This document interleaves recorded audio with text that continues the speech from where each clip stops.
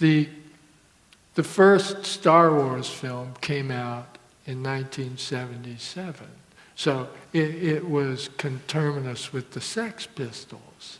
And it was like a big, to me, this like appallingly retrograde nostalgia, retro future. It was everything I didn't want science fiction to be, in spite of the cantina scene.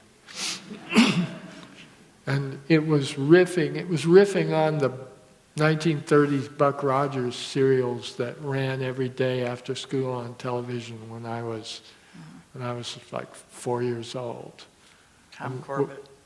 And Tom Corbett. So, and I wasn't, I went to it, but I came out, I wasn't ecstatic the way my friends were. It's like, I want to go listen to The Clash. I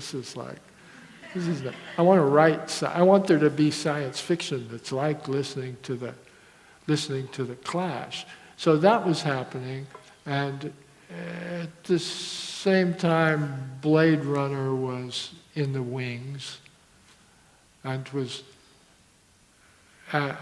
going to be made. So I think there were at least two different modalities of pop futurism abroad then, and probably considerably more. It hasn't ever really been a monolithic thing. The gleaming kitchens and the monorail and the flying cars and all of that in the 1950s coexisted with a strain of left-leaning American, socio-politically aware prose science fiction, which was being published in contrast to its political opposite. The political opposite was called Astounding Stories, and the liberal sci-fi magazine was called Galaxy.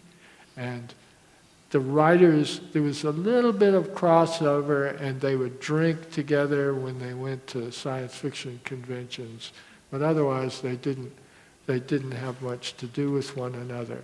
And if you look at the stories that were being published in Galaxy, they're quite dystopian and grittier and more naturalistic, and to my mind altogether more intelligent, but that's sort of a matter of taste. So it's never all one scenario.